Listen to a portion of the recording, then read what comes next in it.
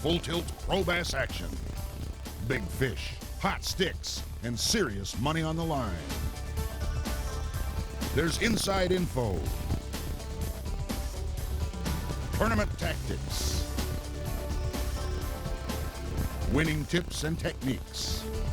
And it's all designed to help you become a better bass angler. This is the Gander Mountain Invitational Pro-Am Bass Tour. Brought to you by Dodge Trucks, Mercury Marine, Triton Boats, and Rapala Lures.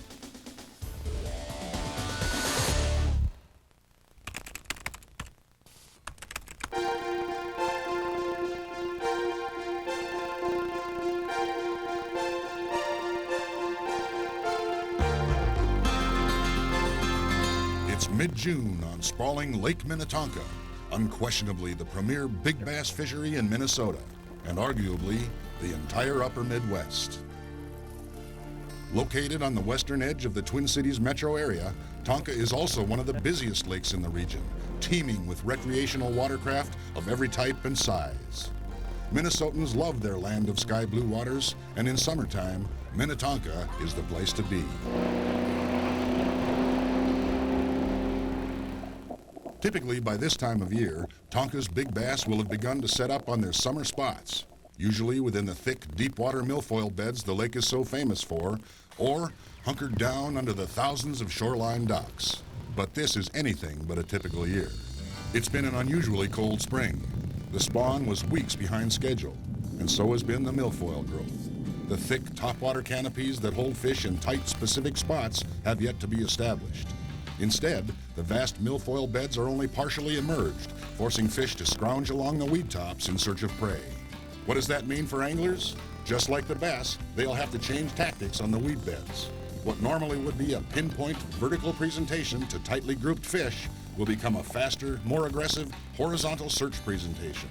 And just to make things even more interesting, there's another twist on Tonka this year: high water. In some places, docks are nearly underwater, and low-lying lawns, shrubs, and brush are flooded.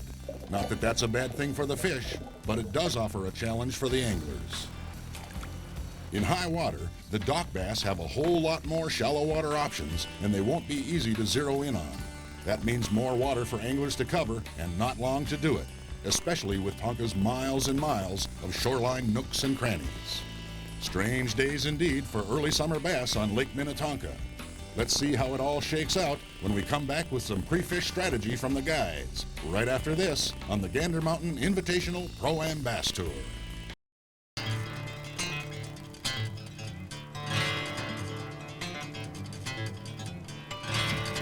Low temps, high water, stunted milfoil, flooded shoreline.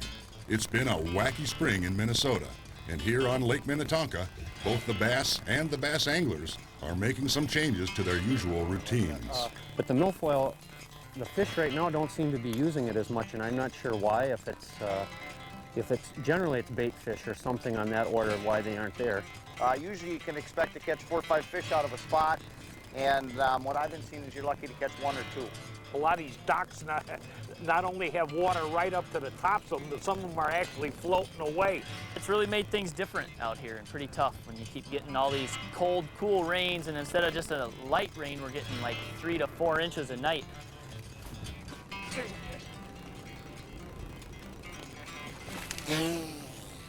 Little guy. All right, so I get excited.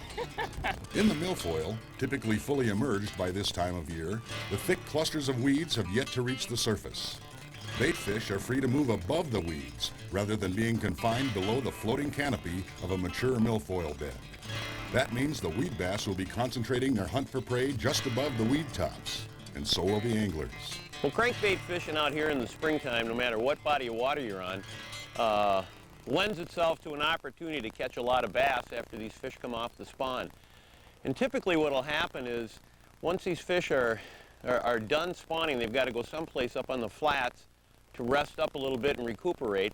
With the vegetation just starting to come up and being at different heights and growth rates, and with the mood of the fish centered around the spawn, you've got to search, and the best way to search and cover a lot of water is with crankbaits. Which brings us right to a method we want to talk about, and triggering aspects, and a little feature on a bait, the wigglewort, which has really done a lot to catch a lot of springtime fish over the year for anglers all over the place. The method we'll talk about and show you is developed to trigger fish just by ticking the top of the grasses. A wiggle wart has a very much of a searching action that is very loose, it's very erratic and wobble, and it's not a subtle triggering action. The fat wraps will do it, the DTs will do it, the shad wraps will do it, but this one will outperform a lot of baits at certain times of the year when you're searching out fish in real heavy vegetation and you're ready to trigger them with the crank. Predominantly when you're deep cranking, you're cranking with the rod tip down to maximize the depth that lure can run.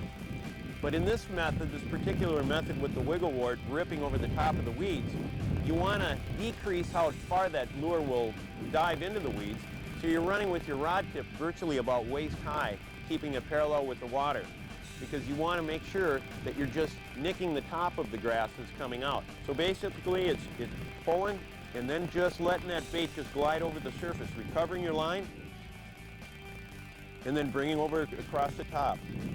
And keeping a good load on your rod tip. You'll notice when you do this method, the strikes occur like you're slamming this bait into a concrete wall when they grab it. So just make sure the method is just working the rod tip about waist high, retrieving your slack line, and then there's one just as you're ticking it right over the tops of the weeds.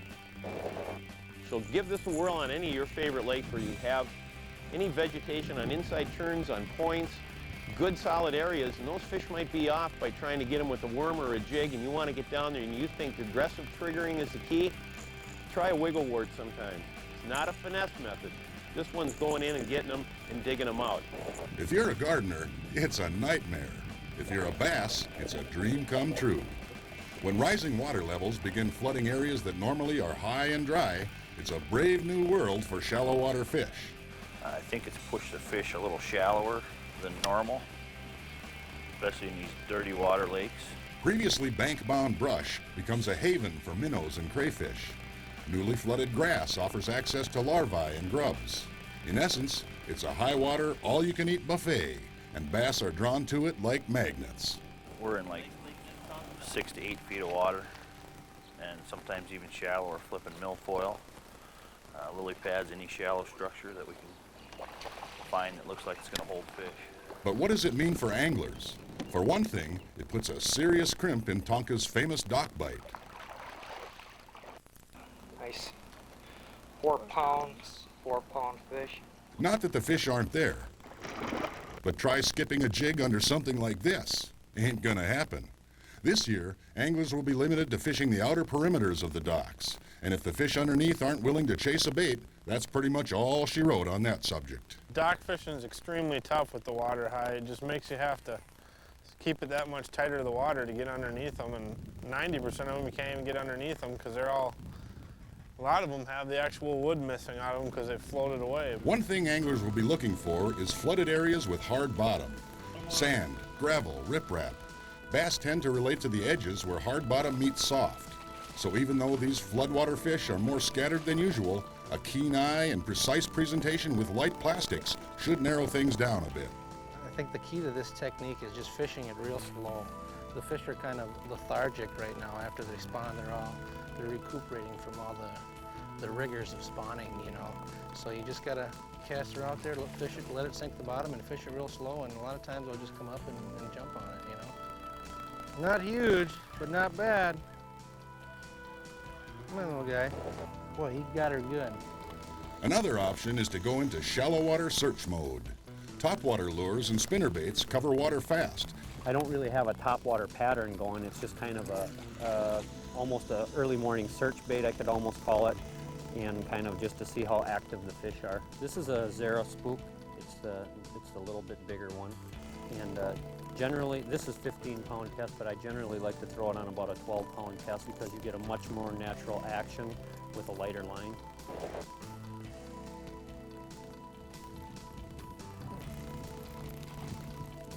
Little guy.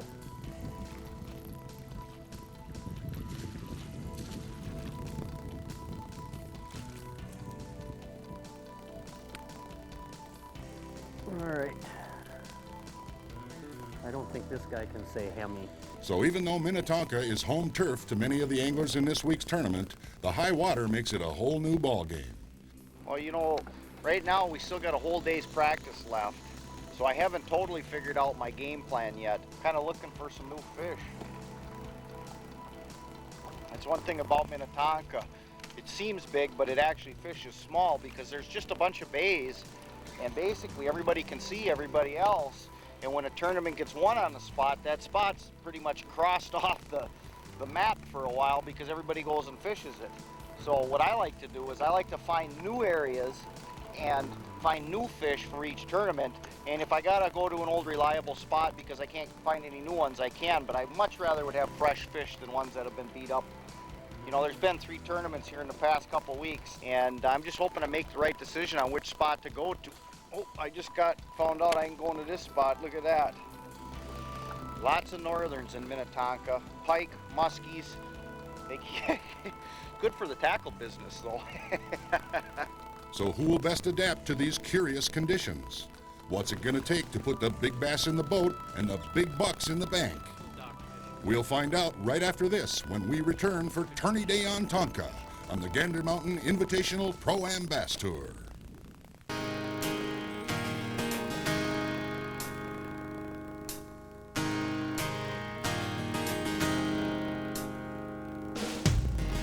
The morning stillness of Minnesota's fabled Lake Minnetonka is torn to foamy shreds in the wake of 116 of the best bass anglers in the upper Midwest. The race is on to find and catch the best this trophy fishery has to offer and perhaps lay claim to the $10,000 top prize. Most of this field is all too familiar with Minnetonka. It hosts perhaps more major bass tournaments each year than any lake in the region. But thanks to the high water and stunted weed growth, the Gander Mountain pros may not be headed to tried and true hotspots. Or, if they are, they're likely fishing them a little differently. That one's a big boy, but Jeremy Keel is off to a quick start this morning. we'll take him right now. Keel and amateur Pat Steele are working an emerging milfoil bed, and the action is fast and furious.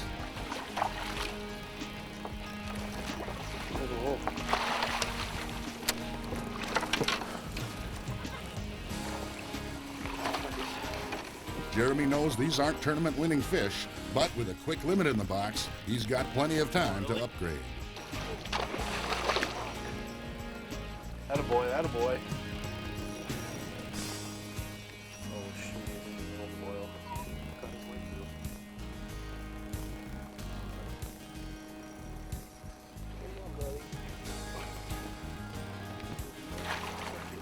Here you go.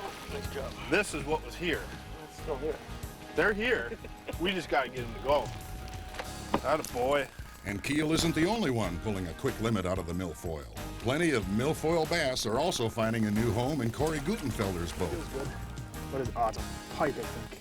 Oh, it's a nice bass. Nice bass. That'll help. Corey and partner Mike Bruno are using a classic milfoil pattern, a heavy jig fished vertically in the heaviest cover available.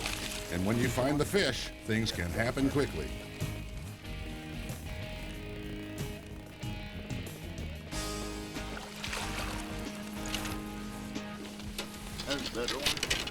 I gotta count them. We gotta count our fish. I think we got 9 now. So Gutenfelder joins the crowd of anglers looking for upgrades, but he hopes he doesn't have to look far. It's kind of crazy about Minnetonka is like a lot of these spots, you'll come in and you'll catch, 2 or 3 3-pounders one time. The next time you come in, you catch nothing but 2s, but then you come back a third time and it'll be 4s and 5s. And you just got to keep checking them. The high water is really testing the shallow water anglers as they search newly flooded structure. Tonka is famous for its dock bite, and while many docks are underwater, a few are still accessible and holding fish. It looks like the bite is on all over Minnetonka.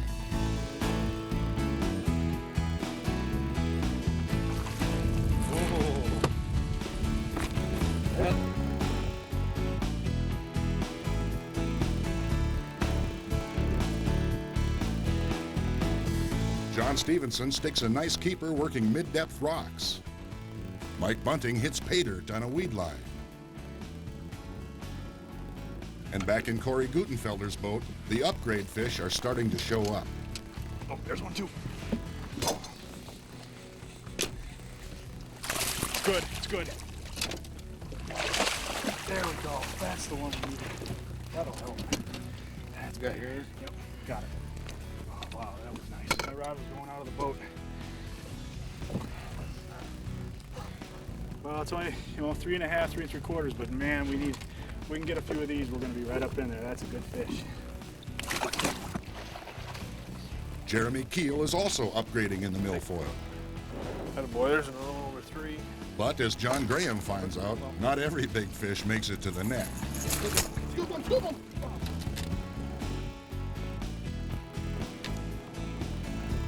With time running out, teams look for that one last kicker to put them over the top. But will anyone find it? We'll find out when we come back. It's weigh-in time on Tonka when the Gander Mountain Invitational Pro-Am Bass Tour returns.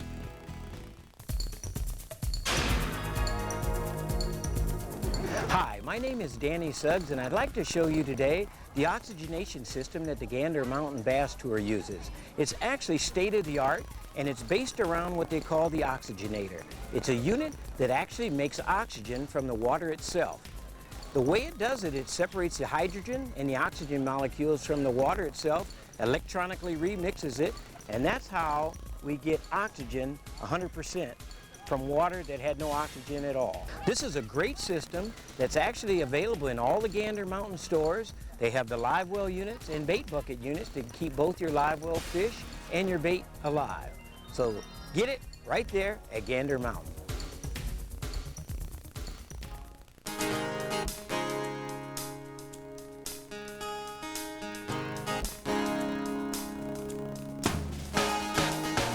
It's weigh-in time on Lake Minnetonka.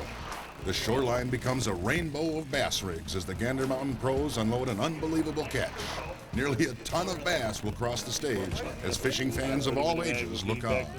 90 teams have 8 fish limits, and weights are close.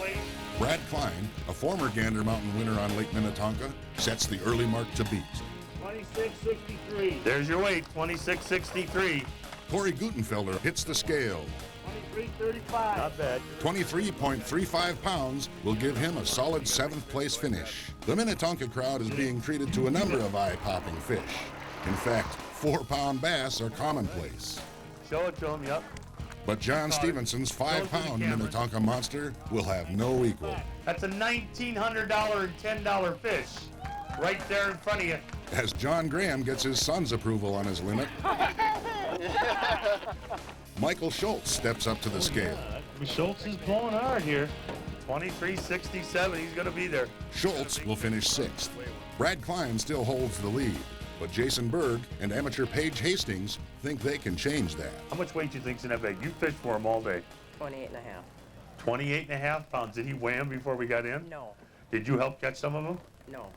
No, of course I did. I got Okay, well, don't say no, because I got you on camera right there. Oh. You know, your friends are going to say, she didn't catch any of them. I think she caught the big one. That's good. What you got, Gary? 28.56. What did you say, 28.5?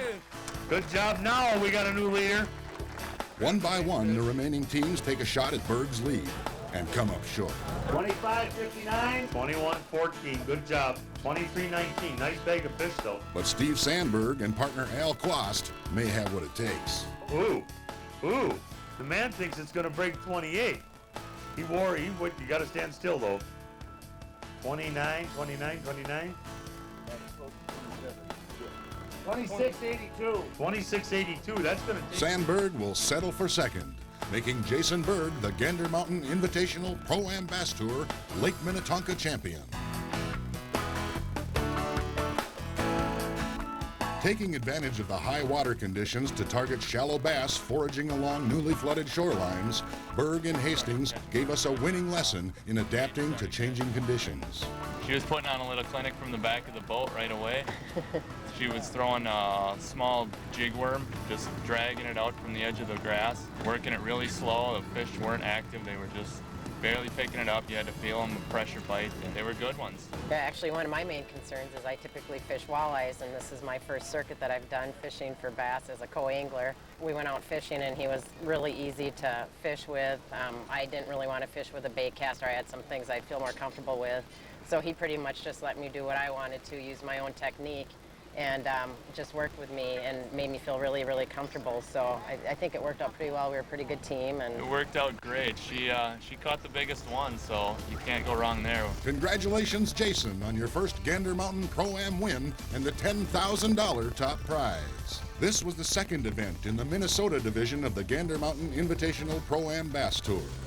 Jason Howland caught $10,000 worth of Mississippi River bass to win the year's first Minnesota tournament by just half a pound over Andy Young. So after 2 events, the Minnesota Division Angler of the Year points race looks like this. Jason Berg jumps out to a 2-point lead over Michael Schultz. The top 30 finishers from each division will be invited to the season-ending Tournament of Champions. Next week, the tour travels to Minnesota's Leech Lake. Big water means big challenges and big bass, so you won't want to miss a minute.